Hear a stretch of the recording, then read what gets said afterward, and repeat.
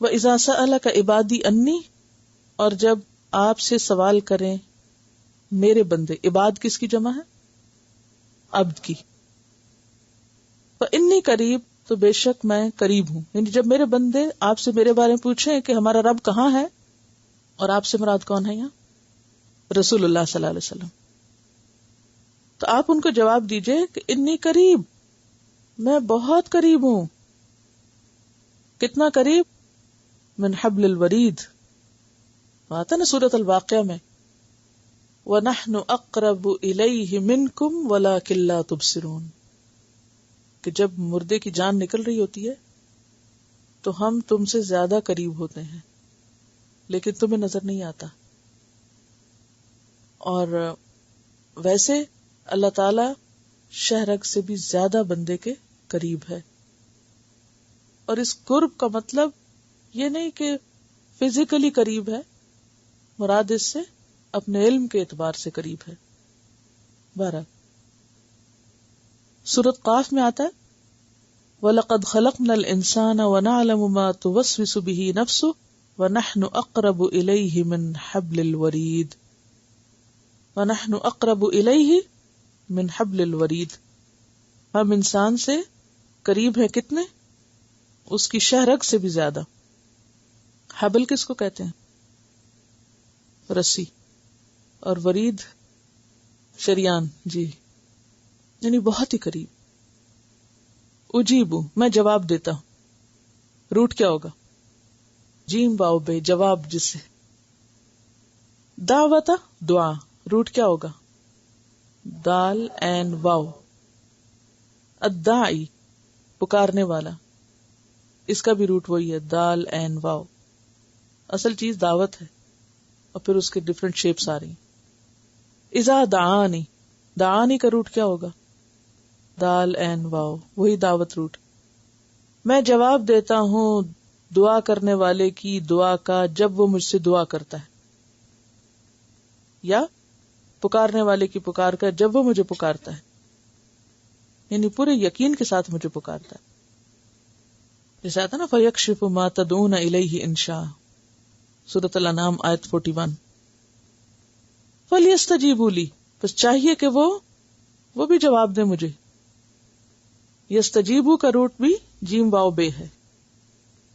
جیسے سورۃ شورى آیت 38 میں آتا ہے 38 والذین استجابوا لربہم.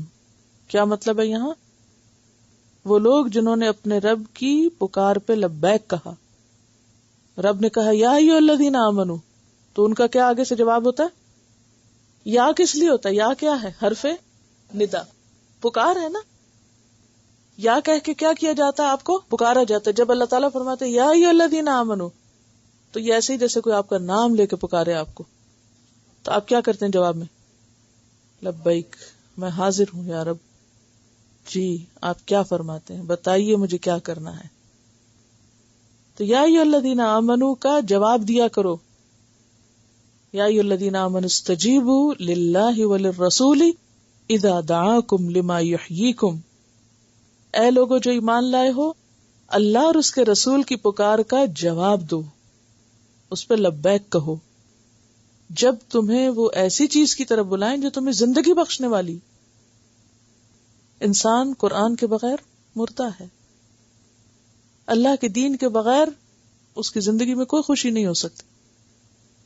تو جب اللہ کی پکار آتی ہے تو ایسا لگتا ہے جیسے جان میں جان پڑ رہی ہے، اور اس میں جسے محسوس ہو جائے کہ میرے رب نے مجھے پکارا، وہ اٹھ کے بیٹھ جاتا ہے، پھر وہ سستی نہیں کر سکتا. تو اللہ تعالیٰ یہ فرماتے ہیں کہ تم چاہتے ہو میں تمہاری دعائیں سنا کروں، تو تمہیں کیا کرنا ہے؟ پھر تم چاہتے ہو میں تمہاری بات کا جواب دوں، تو پھر تمہیں کیا چاہیے کہ تم کیا کرو؟ میری بات کا جواب دو. ٹھیک ہے، یہ معنی ہے. اجیبو، میں تو جواب دیتا ہوں. کس کا؟ پکارنے والے کی پکار کا، جب بھی وہ مجھے پکارتا ہے. لیکن ان کو بھی چاہیے کہ یہ بھی کیا کریں؟ میری پکار کا جواب دیں. وَلْيُؤْمِنُوا بِي، اور چاہیے کہ مجھ پر ایمان لائیں. آمن بے جب ہو تو کیا ہوتا ہے؟ تاکید، استقرار، اطمینان. یعنی ٹرسٹ کریں مجھ پر اعتماد رکھیں، مجھ پر ایمان رکھیں، یعنی مجھ پر اعتماد رکھیں کہ میں ان کی دعائیں سنوں گا، اور میں نے جس کام کے لیے پکار رہا ہوں، جو حکم انہیں دے رہا ہوں، یہ انہی کے فائدے میں ہے. لعلہم یرشدون، تاکہ وہ ہدایت پائیں. یرشدون کا روٹ کیا ہے؟ رے شین دال، رشد. رشد کس کو کہتے ہیں؟ راہ راست کو، ہدایت کو. اصل میں سیدھی راہ اختیار کرنے کے بعد اچھی عادات اپنانے اور ان پہ برقرار رہنے کا نام رشد ہوتا ہے. سیدھی راہ اختیار کرنے کے بعد اس پہ قائم بھی رہنا، اور پھر کیا کرنا؟ اچھے اطوار اپنانا اور ان پہ قائم رہنا. آپ کو معلوم ہے کہ ہدایت میں تھا راہ دکھانا، پھر چلانا، پھر منزل تک پہنچانا، اور رشد بھی ہدایت ہی ہے، بات ایک ہی ہے. فرق کیا ہے کہ اس میں راہ راست دکھا کر، یعنی راستہ دیکھ کر اس پہ استقامت، اور پھر جو عادتیں اختیار کی یا جو اچھی چیزیں اپنائی ان کو پھر اپنائے رکھنا. سیدھی راہ اختیار کرنے کے بعد نیک عادات اپنانا اور اس پر قائم رہنا، یہ رشد ہوتا ہے. فرق یہ ہے ہدایت اور رشد میں. تو یہ کب ہوتا ہے؟ رشد کب ملتی انسان کو؟ رشید کب بنتا ہے انسان؟ فَلْيَسْتَجِيبُوا لِي کر کے ہی یرشدون ہو سکتا ہے. جب اس کو راستہ مل جاتا ہے پھر وہ اس سے اڈاپٹ کر لیتا ہے، پھر اس پہ قائم رہتا ہے. ایسا شخص سمجھدار ہوتا ہے. رشد کا ایک معنی سمجھداری بھی ہوتی ہے. رمضان میں آپ دیکھیں کہ 3 چیزیں بڑی اہم ہیں: روزہ، قرآن، دعا. وَإِذَا سَأَلَكَ عِبَادِي عَنِّي فَإِنِّي قَرِيبٌ. رمضان دعاؤں کی قبولیت کا مہینہ ہے، لہذا جب بندے آپ سے میرے بارے میں سوال کریں تو آپ کیا بتائیں؟ کہ میں بہت قریب ہوں، دور نہیں ہوں. اصل میں جب انسان کی دعا قبول نہیں ہوتی نا، انسان کیا کہتا ہے؟ یا رب تو کہاں ہے؟ ایسا لگتا ہے نا اللہ تعالیٰ دور ہے. تو فرمایا نہیں، دور نہیں ہوں قریب ہی. اجیب دعوت الداعی اذا دعانی، جب بھی پکارنے والا مجھے پکارتا ہے میں اس کی پکار سنتا ہوں. میں سنتا ہوں پکار جب بھی مجھے پکارتا ہے. تو اب جب بھی پکارتا ہے، نہیں مجھے پکارتا ہے، دعانی پھر نون کا زیر مس نہیں کرنا، جب بھی مجھے پکارتا ہے. ٹھیک ہے، مجھے پکارتا ہے یعنی واقعی پکارتا ہے. مراد اس سے کیا ہے؟ یقین کے ساتھ واقعی پکارتا ہے. تو پھر ہو نہیں سکتا کہ دعا قبول نہ ہو. اور ہاں، دعاؤں کی قبولیت چاہتے ہو تو کیا کرو؟ تم بھی تو بات مانا کرو.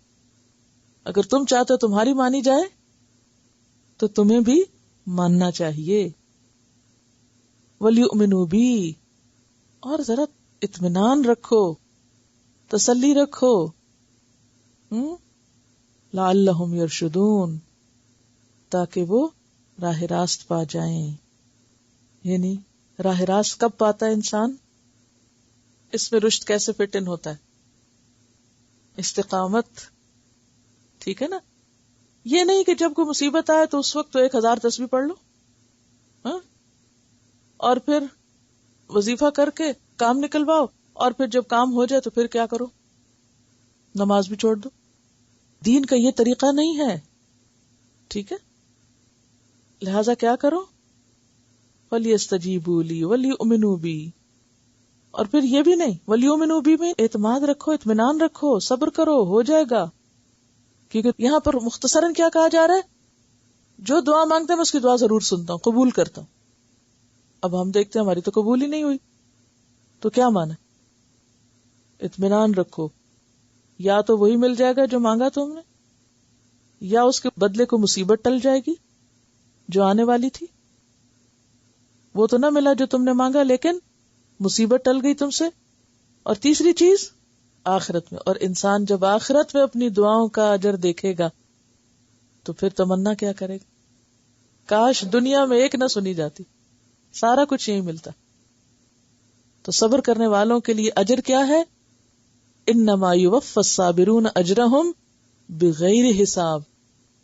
صبر کرنے والوں کو ان کا اجر بے حساب ملے گا. جب تکلیف والے لوگ صبر کرتے ہیں، قیامت کے دن جب ان کو اتنا اجر ملے گا تو دوسرے لوگ دیکھ کے حسرت کریں گے، کہیں گے کاش دنیا میں ہماری جلد کینچیوں سے کاٹی جاتی، ہمیں اتنی سزائیں ہوتی ہیں اور آج ہمیں یہ سب ملتا ہے اور ہم بھی صبر کرتے. یہ مانگنا نہیں چاہیے یہاں، لیکن یہ صرف محاورتاً سمجھایا گیا کہ اگر دنیا میں کسی پہ کوئی تکلیف آ جائے، کوئی مشقت مصیبت آ جائے، وہ صبر سے کام لے، وہ شکوہ شکایتیں نہ کرے، وہ مایوس نہ ہو، وہ پلٹے نہیں، وہ اللہ کی رحمت سے مایوس نہ ہو، وہ جمع رہے. فَلْيَسْتَجِيبُوا لِي، یہ نہیں اچھا میری تو نہیں سنی جاتی، میں تو نہیں نماز پڑھ رہا. کئی لوگ یہ بھی تو کرتے ہیں نا، نہیں فَلْيَسْتَجِيبُوا لِي، میں جواب دیتا ہوں، اگر تمہیں ابھی نہیں ملا جواب، تم تک نہیں پہنچا، یہ تمہاری مرضی کا نہیں ملا، تمہیں قبول تو ہو چکا ہے لیکن کسی اور شکل میں آخرت کے لیے رکھا ہوا ہے. کیونکہ ہو سکتا ہے نا کہ ہمارے عمل اتنے اچھے نہ ہو مگر دعائیں اتنی ہو کہ ان کی وجہ سے ہی کچھ مل جائے. تو پھر تم مایوس ہو کر واپس نہ پلٹو. وَلْيُؤْمِنُوا بِي، اعتماد رکھو، سنی جائے گی. لَعَلَّهُمْ يَرْشُدُونَ، اگر یہ ہوگا تو رشد پر ہوگے، استقامت کے ساتھ پھر اچھے بن کے رہو گے. اور ویسے بھی اللہ کی نافرمانی دعاؤں میں رکاوٹ بنتی ہے نا، جیسے پیچھے بھی ہم نے پڑھا تھا کہ ایک شخص حرام خور ہے تو پھر اس کی دعا نہیں قبول ہوتی، یا پھر یہ کہ انسان جلد بازی کرتا ہے، یا یہ کہ غافل انسان کی دعا قبول نہیں ہوتی. ورنہ دعائیں ضرور سنی جاتی. کس کس کی نہیں ہوتی؟ غافل دل کی، اور حرام کھانے والے کی، اور جلد باز کی، اور مایوس ہونے والا. احل لکم، تمہارے لیے حلال کر دیا گیا ہے، لام لام کیا، لیلۃ الصیام، روزے کی راتوں میں، الرفث، رفث جو ہے شوہر اور بیوی کے جو خصوصی تعلقات ہیں ان کے سارے مراحل کو کور کرتا ہے، گفتگو سے لے کر جسمانی تعلق تک. رفث، رفث کا ویسے لفظی معنی ہوتا ہے بے حجاب ہونا، بے پردہ ہونا. شوہر اور بیوی ایک دوسرے کا لباس ہے نا، تو لباس اور جسم میں کوئی پردہ نہیں ہوتا، تو اسی طرح شوہر اور بیوی دونوں ایک دوسرے سے ہر قسم کی بات کر سکتے ہیں. تو یہاں رفث میں یہی چیز آتی ہے، یعنی گفتگو سے لے کر تمام مراحل تک کو کور کرتا ہے. یہ لفظ بہت وسیع ہے، اردو میں کوئی لفظ اس کا ترجمہ صحیح نہیں کرتا، صرف ایک لفظ سے ترجمہ نہیں ہوتا اس کا. تو حلال کیا گیا تمہارے لیے رمضان کی راتوں میں، یہ روزے کی راتوں میں، رفث یعنی جنسی گفتگو بھی اور جسمانی تعلق بھی، دونوں چیزیں. الی نسائکم، طرف تمہاری عورتوں کی، یعنی بیوی مراد ہے یہاں. ہن وہ، لباس لباس ہیں، لکم تمہارے لیے، وانتم اور تم، لباس لباس ہو، لہن ان کے لیے.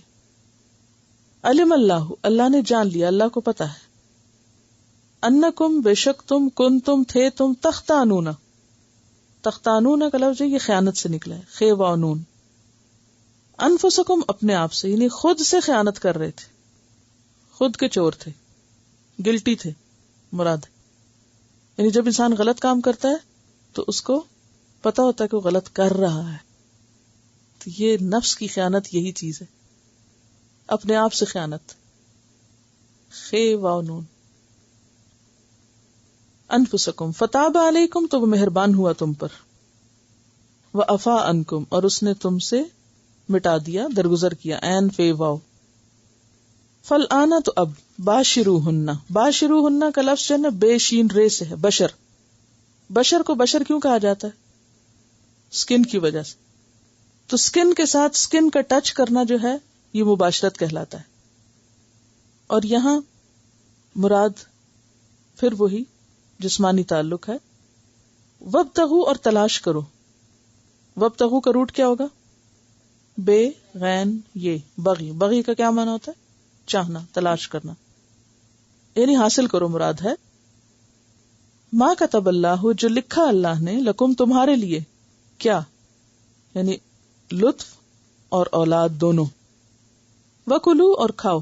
وشربو اور پیو، حتیٰ یہاں تک کہ یتبین واضح ہو جائے، بیان سے بینات اور سب اسی روٹ سے، لکم تمہارے لیے، الخیط دھاگا، عربی میں خیط دھاگے کو بھی کہتے ہیں اور رنگ کے لیے بھی استعمال ہوتا ہے، رنگ لون، اور یہاں مراد صبح ہے، صبح کی روشنی، الابید سفید، الخیط الابید سے مراد کیا ہے؟ ضوء الصبح، صبح کی روشنی، منفلق، اور خیط الاسود کیا؟ سیاہ دھاگا، وہ اس سے مراد کیا ہے؟ والخیط الاسود جنح اللیل مکتوم، یہ عربی کا ایک شاعر ہے جو یہ بیان کر رہا ہے، یعنی رات کا اندھیرا، شام کی جو سیاہی پھیلنے لگتی ہے نا، اگر آج آپ تھوڑا سا توجہ کریں شام کو تو ایک طرف اگر آپ دیکھیں گے تو سورج ایسا لگتا ہے کہ ابھی غروب ہوا تو بالکل دن ہی دن ہے، لیکن بالکل اس کے اپوزٹ سائڈ پر دیکھیں گے مشرق کی طرف تو آپ کو اندھیرا اندھیرا ابھرتا نظر آئے گا۔ مشرق اور مغرب کا جو مطلع ہے شام کے وقت، ان دونوں میں جو فرق ہے اس کو آپ نوٹس کریں۔ اگر آپ روزہ کھولتے وقت صرف مغرب کی طرف دیکھتے رہیں تو ایسا لگے گا وقت نہیں ہوا، لیکن اگر آپ مشرق کی طرف دیکھیں تو وہاں آپ کو یہ الخیط الاسود نظر آئے گا، یعنی شام کا جو ملگجا پن ہے۔ من الفجر، فجر کے وقت، یعنی فجر کے وقت جب اندھیرا اور روشنی آپس میں الگ الگ ہوتے ہیں تو اس وقت کے لیے یہ بات ہو رہی۔ ثم اتموا الصیام، پھر پورا کرو، اتموا کس سے ہے؟ تمام سے، فاتمہن الی اللیل، رات تک، رات تک روزہ پورا کرو، اور رات سے مراد یہاں کیا ہے؟ وہی شام کا ملگجا پن، ابتدائی رات مراد ہے یہاں، الی اللیل ہے، یعنی جو ہی رات کا آغاز ہو، سورج غروب ہو جائے فوراً۔ ولا تباشروہن، اور نہ تم مباشرت کرو ان سے، وانتم، اور تم عاکفون، عاکفون کا روٹ جو ہے عین کافے ہے، اعتکاف اسی سے، جم کے عبادت کرنا۔ جب تم اعتکاف کر رہے ہو فی المساجد، مسجدوں میں، تو اس سے کیا پتہ چلتا ہے کہ اعتکاف مسجد میں ہوتا ہے۔ تلک حدود اللہ، یہ اللہ کی حدود ہیں، حدود حد کی جمع، حد کس کو کہتے ہیں؟ باؤنڈری کو۔ باؤنڈری کس لیے ہوتی ہے؟ اپنے گھر کی باؤنڈری وال کو سوچئے، باؤنڈری کس لیے ہوتی ہے؟ پروٹیکشن کے لیے، نہ کوئی اندر آ سکے اور نہ کوئی باہر جا سکے۔ صرف یہ نہیں ہوتا کوئی اندر نہ آئے، آپ بچوں کو بھی باہر نہیں جانے دیتے، تو وہ باؤنڈری گھر کے ارد گرد جو ہے وہ حد ہوتی ہے۔ اچھا، دوسرا یہ کہ وہ آپ کے اور دوسرے آپ کے ہمسائے کا جو حصہ ہے اس کو سیپریٹ بھی کرتی ہے۔ جہاں آپ کی حد ختم ہوتی ہے وہاں دوسرے کی حد شروع ہوتی ہے۔ اب یہاں کیا حکم ہے کہ تم اللہ کی حدود کے قریب نہ جاؤ، فلا تقربوها، تقربو کا لفظ جو ہے وہ قرب سے ہے، اور ایک ہے فلا تعتدوها، پیچھے آپ نے پڑھا نا، یعنی نہ باہر نکلو اور نہ اس کو پھلانگو، دونوں طرح۔ یعنی مراد یہ ہے کہ جن کاموں سے اللہ نے روکا ہے ان سے رک جاؤ، یعنی کچھ کام ہے جن کو کرنے کا کہا گیا تو ان کو کرو، اور جنہیں نہ کرنے کو کہا گیا ان کو نہ کرو، حد مت توڑو۔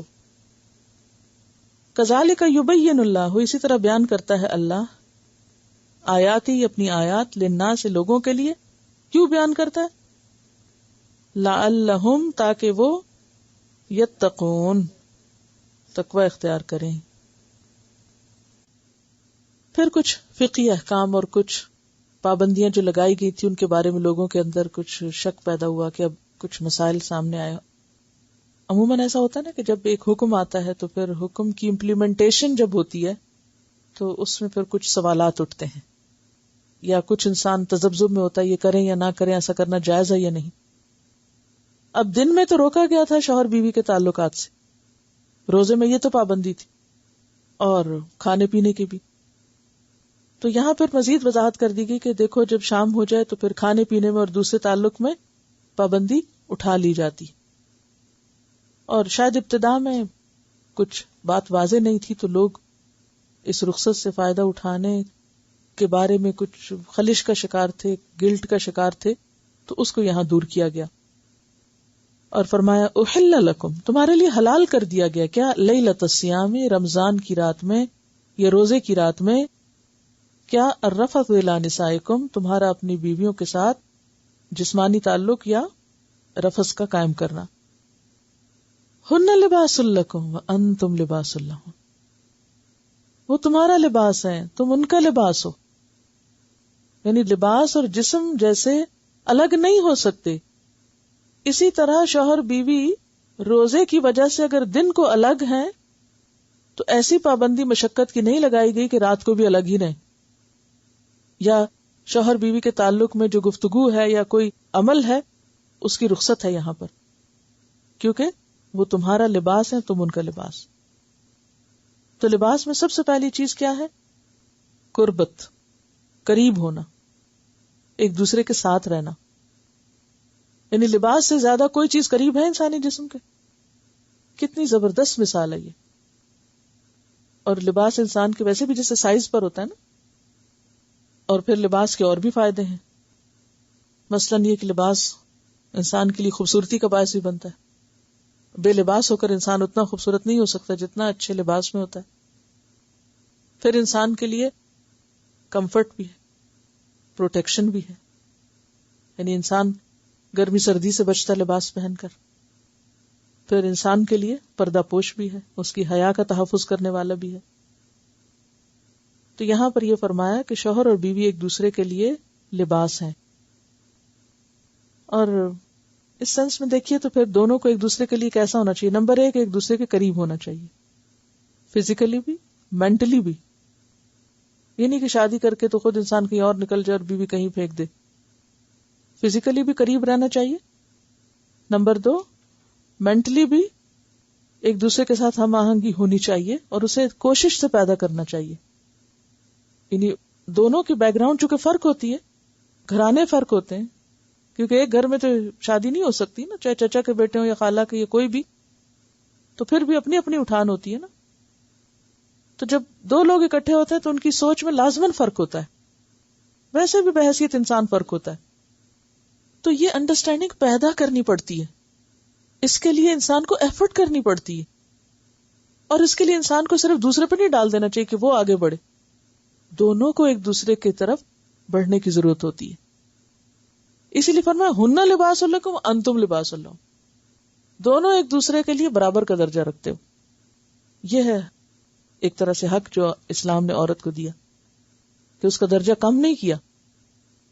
اگر عورت کو مرد کا لباس کہا گیا تو مرد کو بھی عورت کا لباس کہا گیا.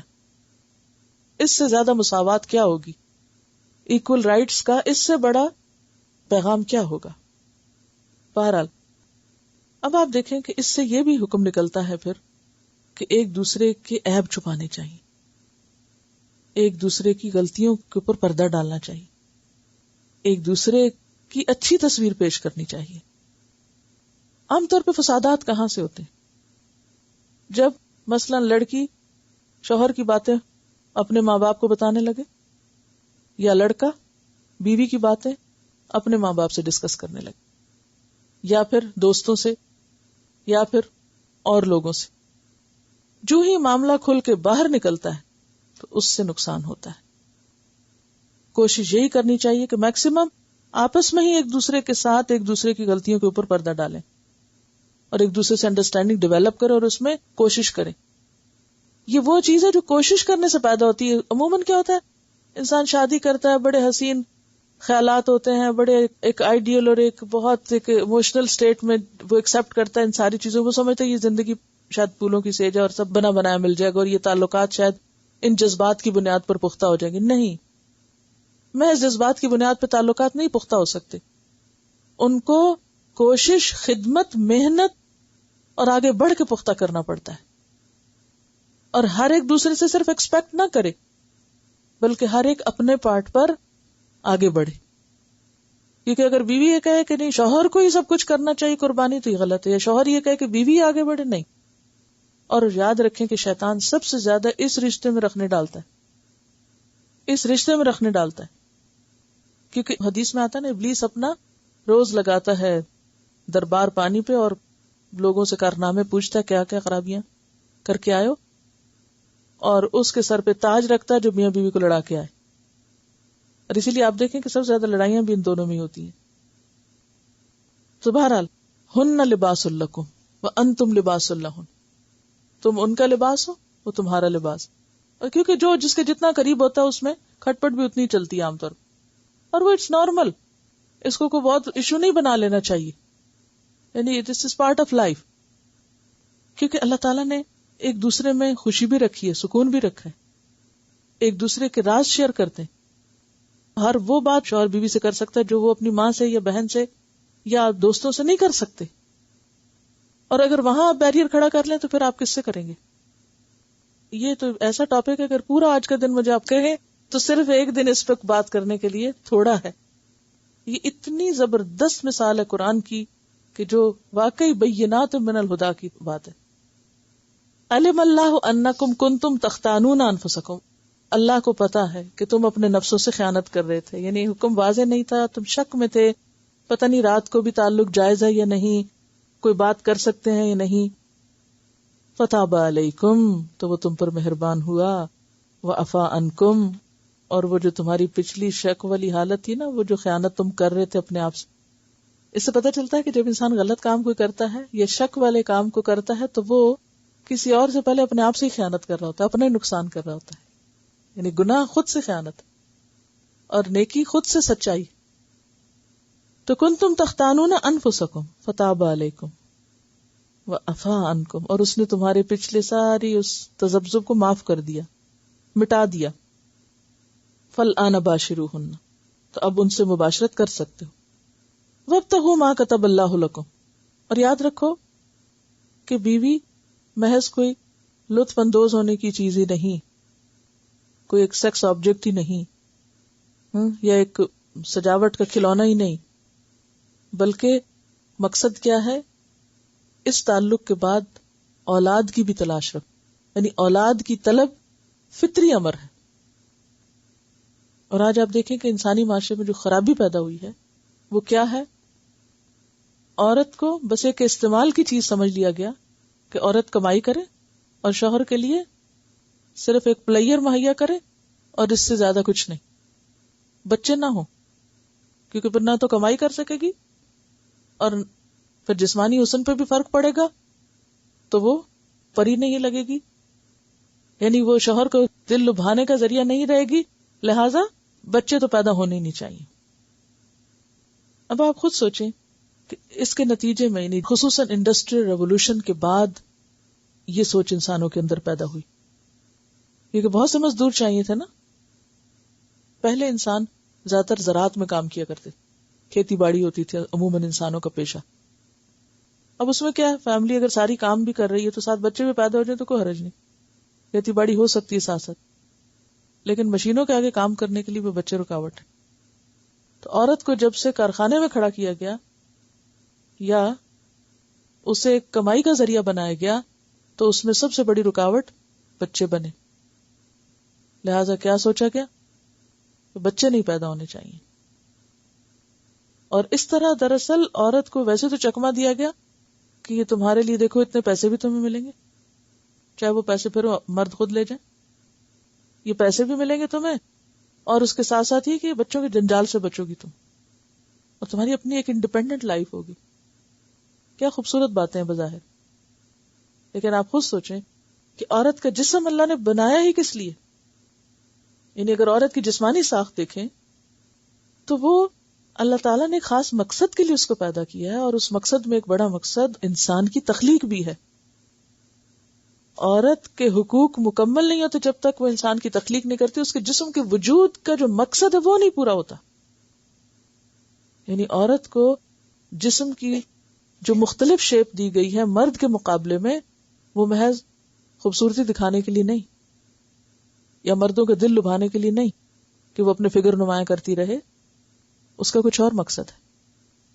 پھر اسی طرح ہر مہینے کا جو سائیکل اور اس میں جو چینجز آتی ہیں ان کا مقصد کیا ہے؟ مرد اور عورت میں جتنا بھی فرق ہے وہ ایک خاص مقصد کے لیے، ورنہ پھر اللہ تعالیٰ سے ایک ہی مخلوق پیدا کر دیتا اور بچے آسمان سے اتر آیا کرتے منسلوا کی طرف. لیکن اللہ تعالیٰ نے ایک خاص طریقہ رکھا اور زندگی میں ایک خاص حسن رکھا اور ایک بیلنس قائم کیا دونوں کو ڈفرنٹ ریسپانسبلٹیز دے کر. تو یہاں پر جہاں یہ جائز کیا کہ تمہارا آپس میں ایک دوسرے کے قریب آنا، بات کرنا، جسمانی تعلق قائم کرنا، ایک دوسرے سے سکون حاصل کرنا، لطف اٹھانا، سب جائز ہے، ٹھیک ہے، لیکن وابتغوا ما کتب اللہ لکم، اولاد کا پیدا ہونا بھی ضروری ہے. وَكُلُوا اور کھاؤ، وَاشْرَبُوا اور پیو. اب دیکھیں کتنی دفعہ کھانے پینے کی بات، یعنی منع نہیں کیا اسلام نے. اللہ نے جو پیدا کیا ہے اسے کھاؤ. حَتَّى يَتَبَيَّنَ لَكُمُ الْخَيْطُ الْأَبْيَضُ مِنَ الْخَيْطِ الْأَسْوَدِ، یہاں تک کہ سفید دھاگا سیاہ دھاگے سے فجر کے وقت الگ ہو جائے. یعنی صبح تک کھا سکتے، ساری رات کھانا چاہو تو کھا سکتے. تو مراد یہ نہیں کہ بالکل کھاتے ہی چلے جاؤ، مطلب یہ کہ بعض اوقات ایسا ہوتا ہے کہ کچھ لوگ افطار کے وقت نہیں کھا سکتے، وہ سوچتے ہیں کہ جی تراویح نہیں پڑی جائے گی صحیح، وہ ہلکا پھلکا کچھ کھا لیتے ہیں، پھر اس کے بعد پراپر ڈنر رات کو کرتے ہیں، تراویح کے بعد کرتے ہیں. بعض لوگ ایسا ہے کہ وہ افطار کے ساتھ ہی کھانا کھا لیتے ہیں اور پھر سحری اچھے سے کھا لیتے ہیں. تو ہر ایک کی عادت مختلف ہے، اس لیے کیا کہا، کلو واشربو، کھاتے پیتے رہو جب تمہارا جی چاہے، رات کے شروع میں، درمیان میں، آخر میں. بس ہاں پھر ایک حد آ گئی، اور وہ کیا ہے، صبح کا جب مطلع طلوع ہو جائے، رات کے اندھیرے میں روشنی کی لکیر آ جائے، اندھیرے آسمان پہ روشنی نظر آنے لگے، تو پھر کیا کرو، کھانے سے رک جاؤ اور ان تعلقات سے بھی رک جاؤ. اب ثم اتموا الصیام الی اللیل، روزہ پورا کرو کب تک، رات تک. ولا تباشروہن، اور نہ تم ان سے مباشرت کرو، وانتم عاکفون فی المساجد، جب تم مسجدوں میں اعتکاف کر رہے ہو. یعنی حالت اعتکاف میں بیوی کے پاس جانا یا بیوی کا شوہر کے پاس جانا منع ہے، یعنی اس کی اجازت نہیں ہے.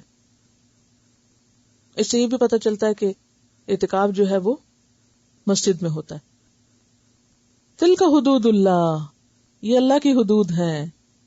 اب حدود یہاں کیا ہے، جب روزہ بند ہو جائے تب کھانا نہیں، بیوی کے پاس نہیں جانا، یہ حدود ہے. سٹاپ، ریڈ لائٹ، ٹھیک ہے، کیا ہے، ریڈ لائٹ آ گئی. فلا تقربوها، اب قریب بھی نہ جانا. کذالک یبین اللہ آیاتہ للناس لعلہم یتقون، اسی طرح اللہ تعالی اپنی آیات یعنی اپنے احکامات لوگوں کو واضح کر کے بتاتا ہے تاکہ وہ بچ جائیں. یعنی جن چیزوں سے بچنا ضروری ہے وہ بالکل واضح کر کے بتا دی گئی ہیں، ان میں کوئی بھام نہیں، کوئی شک کی بات نہیں. اصل میں یہ جو سفید داغ اور سیاہ داغ ہے نا، تو اس کے بارے میں ایک صحابی ہیں حضرت عدی بن حاتم، حاتم تائی کا نام سب نے سنا ہوگا، ان کے بیٹے ہیں عدی بن حاتم، کرسچن تھے، مسلمان ہوئے تھے. تو یہ کہتے ہیں کہ میں نے یہ حکم سنا تو رات کو ایک سفید ڈوری اور ایک کالی ڈوری اپنے تکیے کے نیچے رکھ لی اور انہیں دیکھتا رہا، اور مجھے کچھ سمجھ نہیں آ رہی تھی، دونوں ہی ایک جیسی نظر آ رہی تھی، کوئی تمیز نہ ہوئی. صبح ہوئی تو آپ سے عرض کیا، اللہ کے رسول صلی اللہ علیہ وسلم، میں نے اپنے تکیے کے نیچے 2 ڈوریاں رکھ لی تھی. تو آپ نے مزاحن فرمایا، تمہارا تکیہ تو بہت بڑا ہے، جس کے نیچے صبح کی سفید ڈوری اور رات کی کالی ڈوری آ گئی. یعنی اس سے مراد دھاگے کی ڈوریاں نہیں ہے، اس سے مراد وہ وسیع آسمان کی ڈوریاں. آپ نے اگر کبھی ٹریول کیا ہو نا جہاز میں اور رات سے صبح ہونے کا منظر دیکھا ہو تو لٹرلی ایسا لگتا ہے جیسے کوئی چیز پٹ کے الگ ہو رہی ہے اور ایک لکیر آئی ہے پہلے اور پھر وہ پھیلتی چلی گئی. اور پھر اعتکاف ہے. اعتکاف جو ہے نا، اس کی 2 قسمیں، ایک تو مسنون ہے جو آپ صلی اللہ علیہ وسلم کے طریقے پر ہے، اور اس کی کیا صورت ہے کہ آپ رمضان کے آخری 10 دنوں میں روزے کے ساتھ مسجد میں جم کر عبادت کرتے تھے. اکافہ کا مطلب ہوتا ہے جم کے ایک جگہ بیٹھ کے عبادت کرنا، یعنی اس موومنٹ نہیں، آپ ادھر ادھر نہیں جاتے، بلکہ جو حصہ مخصوص کرتے ہیں عبادت کا اسی میں رہتے ہیں، وہیں کھانا، وہیں پینا، وہیں نماز پڑھنا، وہیں سونا. اگر مسجد میں جماعت میں شامل ہونے کے لیے ذرا آگے پیچھے ہو سکتے ہیں، ورنہ یہ کہ پھر اپنی ہی جگہ پر آپ لوٹ آتے ہیں، نوافل وغیرہ اپنی ہی جگہ پر پڑھتے ہیں. آپ صلی اللہ علیہ وسلم نے رمضان کے درمیان میں بھی اعتکاف کیا آخر میں، لیکن جب یہ بات بتا دی گئی کہ لیلۃ القدر آخری عشرے میں ہے تو پھر آپ آخری عشرے میں اعتکاف کرتے تھے.